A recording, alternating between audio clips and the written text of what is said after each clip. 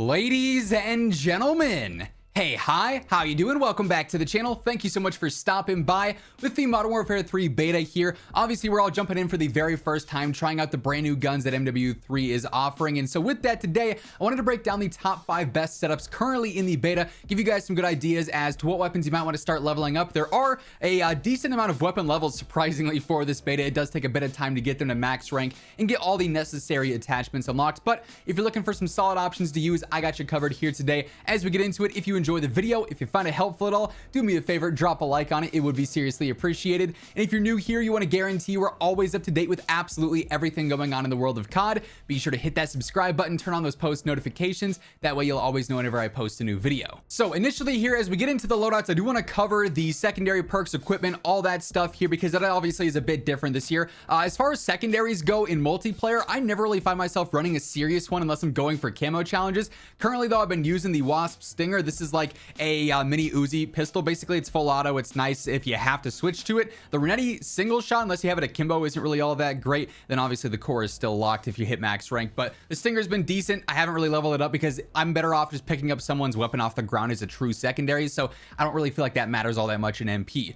More importantly though, the equipment and the perks and whatnot. So Battle Rage caught a heavy nerf already with yesterday's update. It needed it. So flashes are the only option we have this weekend, and they're strong as always in multiplayer. Flashes are always a good choice. The Breacher drone is hilariously awesome.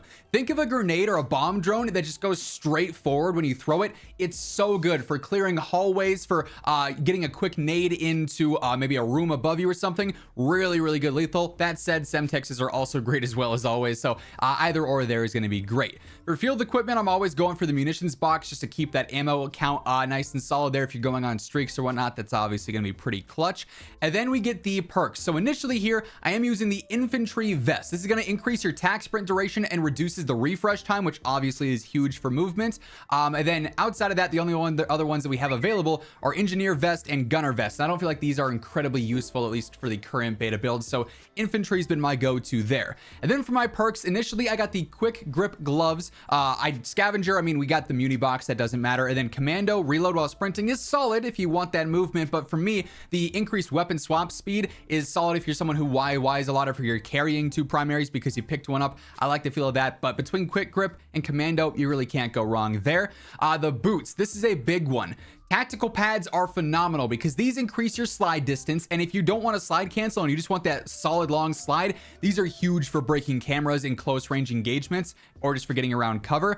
You can also have a full ADS while sliding, so this basically removes the whole tac stance animation. I saw a lot of you guys weren't a huge fan of that. You want to know how to remove it. Basically, using tac pads negates it in a sense. Outside of these, I think lightweight are good too because you can slide cancel really fast with that because of the increased movement, but for me, tac pads have been the go-to. Then I also go for the bone conduction headset. This is like basically awareness.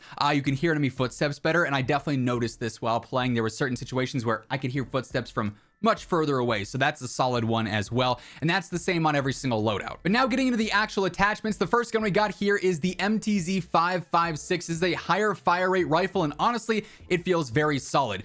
There is no tuning in this beta or aftermarket part, so the setup here is very straightforward. Initially, for the optic, I've been loving the MK3 reflector. I'm not sure why it's showing the NIDAR there. This is an ELO sight, basically, like a blue dot, but there's no top, so it's super clean. I love the look and feel of this in game for an optic. It's very clean. It doesn't slow you down too much either. I also have the Dauntless rear grip on here. This is going to help out with aiming, idle, sway, and flinch resistance, which is a solid choice. You're just going to be more accurate if you're in a gunfight. Honestly, I feel like the Bruin TR-24 Assault is a good choice too, for the better stability and control. So you can sort of flip-flop back and forth between those two. Either one is going to work just fine there. The, I don't even know how to say this. The choke angled grip is how I'm going to pronounce it. Really good angled grip. It only hurts your vertical control, which we can gain back just by memorizing the recoil pattern, but it helps out horizontal, which is huge, makes every gun way more predictable. Also helps out with your strafe speed, your sway, and your general gun kick. So this is a really solid underbarrel, making the gun way easier to use. The Cassis brake compensator, this one also helps out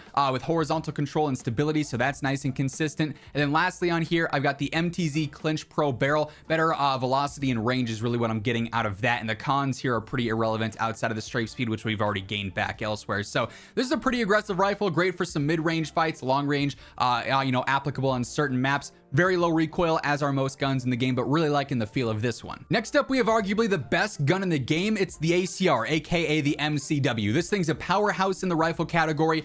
Insanely low recoil, it's point and shoot, and the thing hits like a truck. It is phenomenal. So again, here I've got the MK3 reflector. There's a weird glitch whenever I go and view the attachments. It's showing a different one in the top left, but regardless, MK3 reflector, again, the ELO sight. Slate reflector is like your basic blue dot. That's also a really good choice as well, in my opinion, for multiplayer.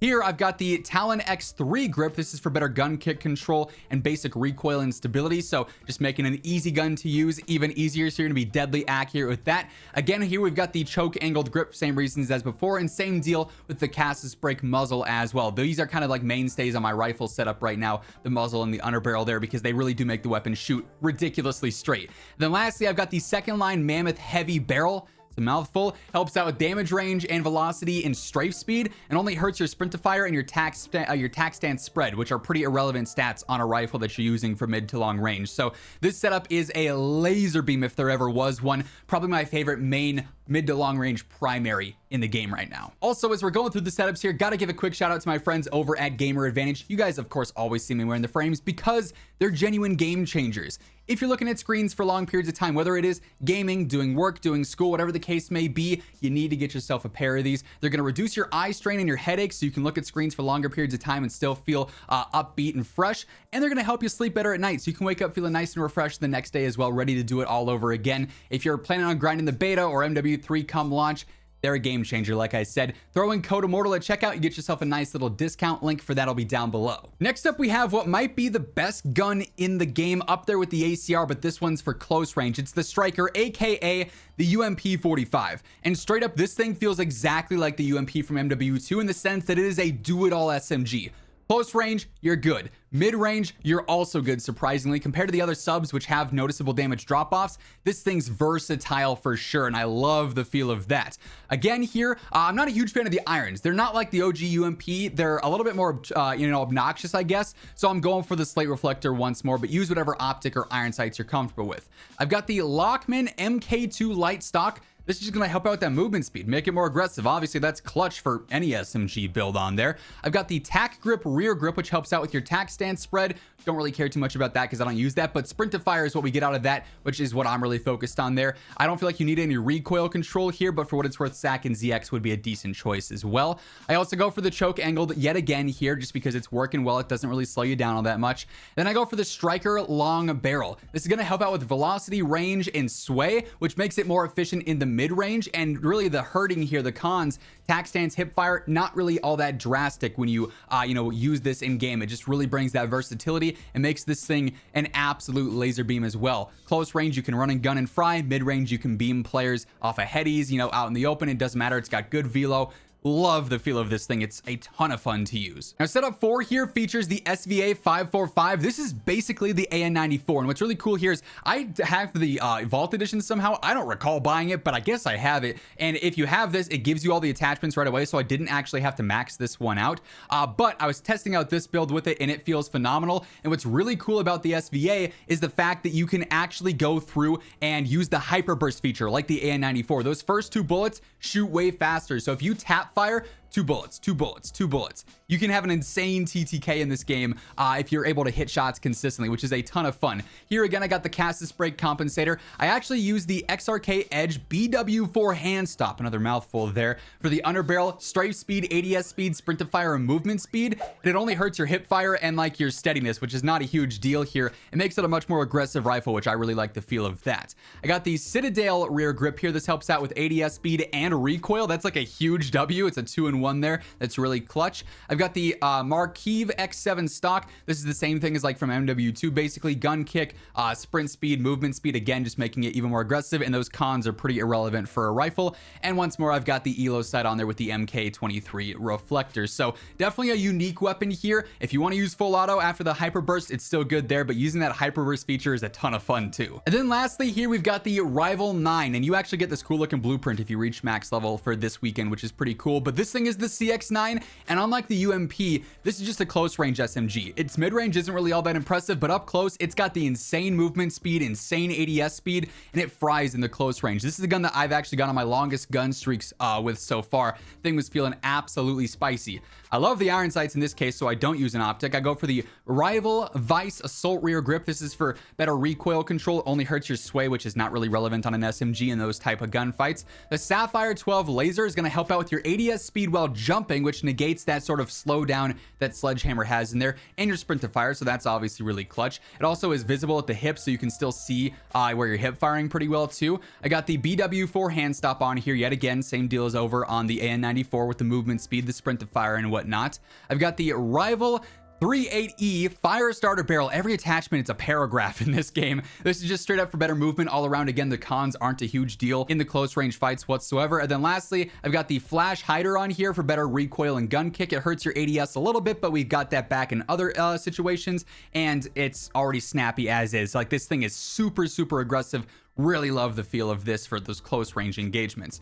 And that being said, those are the top 5 best loadouts or class setups here in the MW3 Beta Weekend 1. That's going to wrap things up. If you enjoyed the video, if you found it helpful, do me a favor, drop a like on it, would be seriously appreciated. And if you're new here, you want to guarantee you're always up to date with all things going on in COD, be sure to hit that subscribe button on your way out as well. But once again, thank you so much for tuning in, and until next time, take it easy, have an awesome rest of your day, and I will catch you later. Peace out.